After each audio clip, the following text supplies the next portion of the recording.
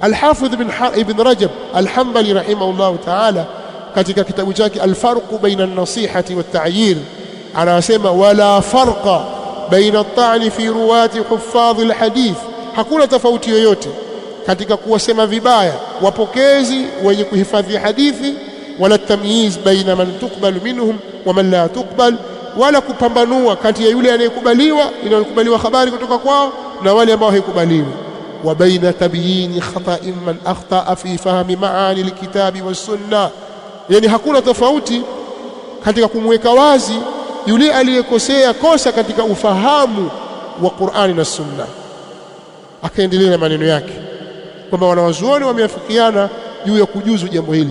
Amekosea kitu fulani, wewe umekosea, basi ubainishe. Maadamu kosa limetangaa katika miji, limesemwa hadharani, likaenea katika miji, watu wakalisikia, latakiwa libainishwe hadharani, ajidiriki yeye mwenyewe au mashekhe wengine walidiriki hili, wafanye kazi hiyo, na sio kunyamaziana.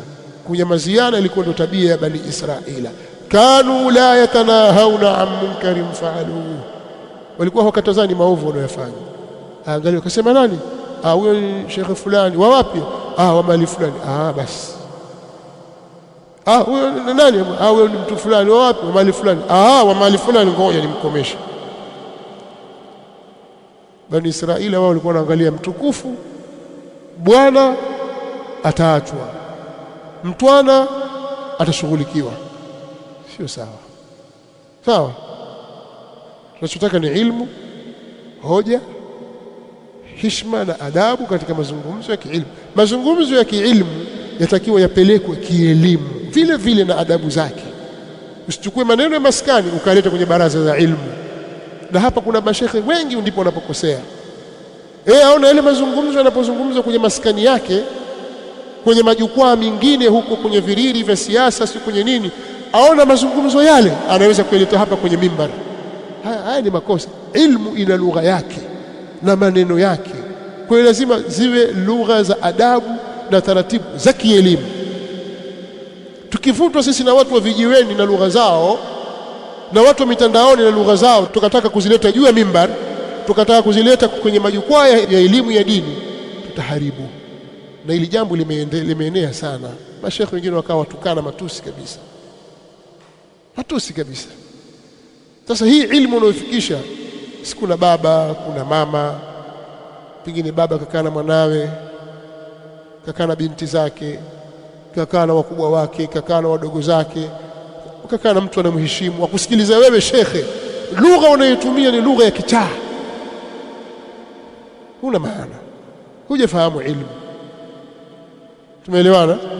Kwa lazima tuliangalie. Kuna watu wamechotwa na wimbi la mitandao, kwa lugha zao ni lugha za mitandao. Watahadharini sana watu hawa, hawajajitambua. Inna hadha al-ilma dinun fandhuru amman ta'khudhuna dinakum. Huu ni msingi mwingine madhubuti sana. Yule tabi'i Muhammad bin Sirin tulitaja taarifa yake kuhusu kadhia ya upokezi wa habari, akaweka mpaka kwamba kabla ya fitna kutokea wakati wa Uthman, habari zilikuwa zikipokewa kwa utaratibu huu. Ilipotokea fitna, utaratibu wa upokezi wa habari ukabadilika, ikawa watu wanazitafiti habari kwa sababu waongo wamekuwa wengi.